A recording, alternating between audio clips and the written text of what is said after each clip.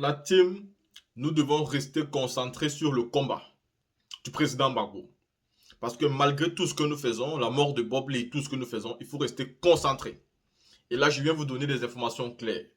Le ministre Kone Katina a improvisé une communication. Le président Laurent Gbagbo, une seconde fois, va voir son nom rejeté. La décision est déjà sortie. Les sources sûres sont sorties.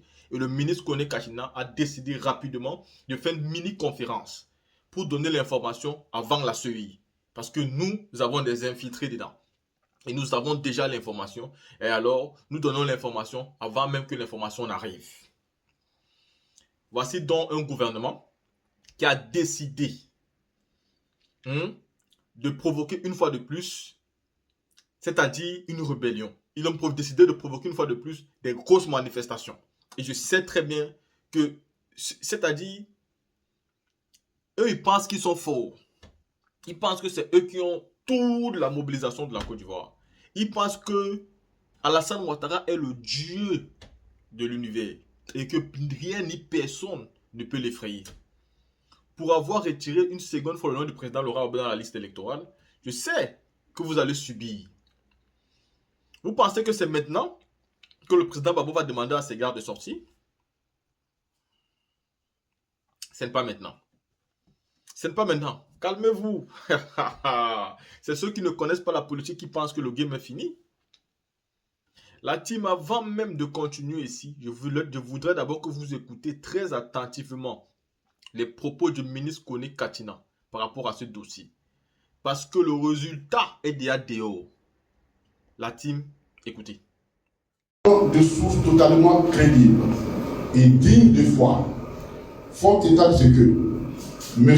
Sourou Kone, premier vice-président de la CEI et superviseur de la CEI pour la circonscription électorale de Cocody, dont relève le président Laurent Gbagbo, a pris sur lui, en dehors de tout débat au sein de la commission centrale, de rejeter la déclaration formulée par les personnes qui le suivaient, c'est-à-dire les 350 jeunes, plus le président Laurent Gbagbo lui-même, et relativement à sa inscription sur la liste électorale, et ce conformément à l'article 12 du Code électoral. Pour le PPACI, cette décision unilatérale de M. Sourou Kone pose un problème d'ordre moral, d'ordre politique et d'ordre juridique. Du point de vue moral, le sieur Kone Sourou, ancien membre du RDR, la direction du RDR, puis actuellement du RHDP, représente le président de la République au sein de la commission centrale de la CEI. Or, pour l'écrasante majorité de l'opinion nationale et internationale, le président Laurent Gbagbo est perçu comme le plus grand adversaire politique du président de la République, M. Ouattara. Ne serait-ce que pour sauver les apparences, M. Sourou Kone ne peut prendre de façon unilatérale une telle décision qui apporte un grand vent au moulin de ceux qui pensent que c'est le chef de l'État, M. Alassane Ouattara, qui, ayant peur d'affronter son plus grand adversaire, se cache derrière la CEI pour l'éliminer avant même le début de la compétition. Au demeurant, la décision de M. Sourou Kone accentue la présomption de caporalisation de la CEI par le chef de l'État et son régime.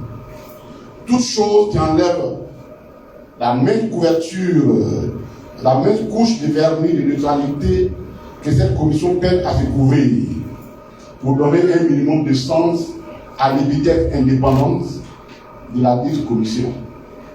Une telle attitude pose un problème d'ordre politique.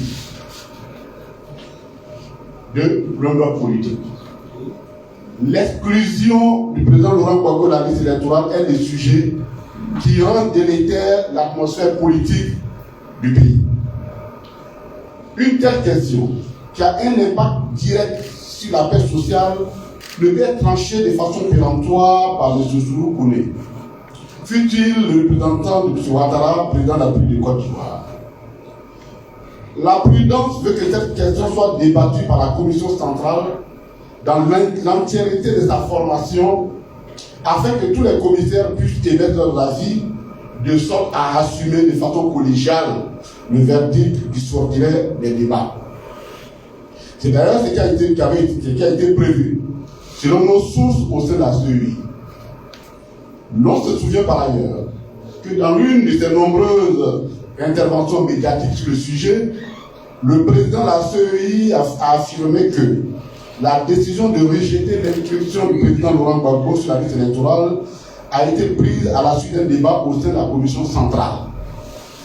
Le parallélisme des formes exige que la réclamation née de cette décision collégiale de la commission soit tranchée dans les formes identiques.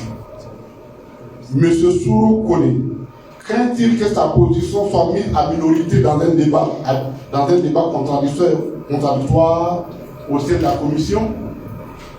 En effet, la question dépasse les cas habituels de correction d'erreurs matérielles sur l'identité d'un électeur, par exemple, qu'un superviseur de la CEI peut corriger de son chef.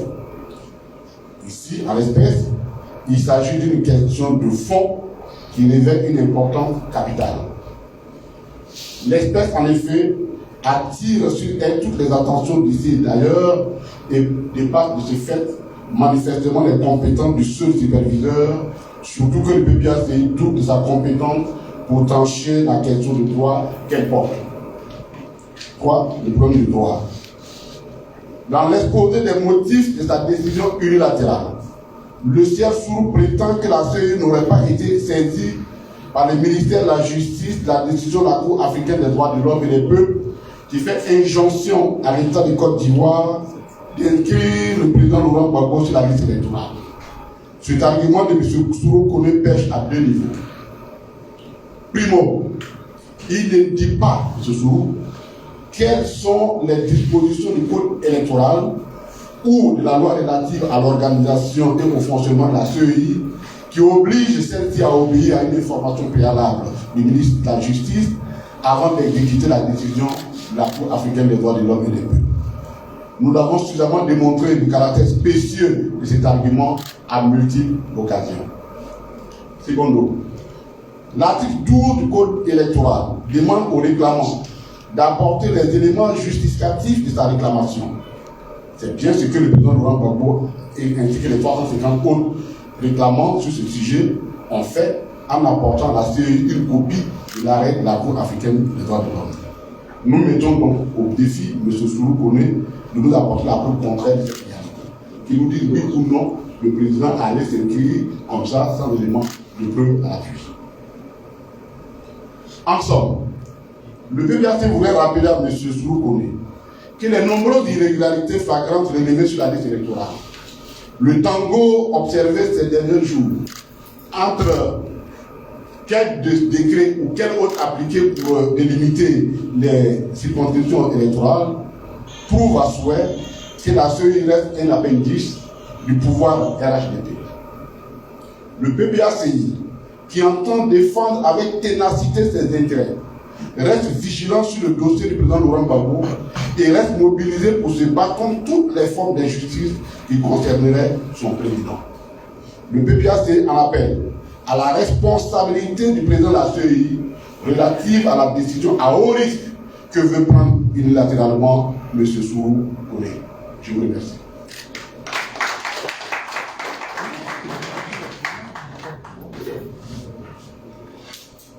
Bon, comme nous l'avons dit ici, il y a quelques questions. Sinon, s'il n'y en a pas, on va tous les économies du temps. On aurait gagné du temps. Maintenant, s'il y a des questions. Pas de questions. Vous présentez. Merci, c'est JB Kouaté, Nouveau Réveil. Okay. Et moi, c'est la question de la source. La source d'information, vous avez dit qu'il revient des sources crédibles, alors que je pense que les résultats officiels de réclamation devraient être donnés. Voilà, comment vous expliquer cela? Oui, mais on vous a laissé sous une fois. Si ce n'était pas une fois, on ne serait pas là. C'est justement pour anticiper la forfaiture que nous sommes là. On ne va pas attendre que la forfaiture soit accomplie avant de venir. Donc nous attirons l'attention de ceux qui doivent décider, pour dire que nous sommes informés de ce qui se fait et que nous attirons leur attention là-dessus. Donc pour nous, on n'a pas besoin de dévoiler la source. C'est à eux de nous dire qu'on a menti. Mais en tout cas, nous maintenons nos sources.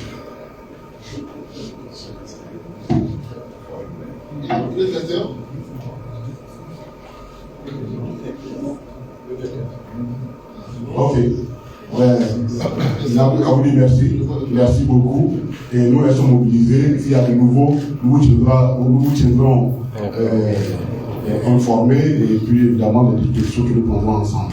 Mais comme nous l'avons dit, c'est une question essentielle pour nous et nous n'attendons pas du tout baisser la garde sur la question. Merci beaucoup.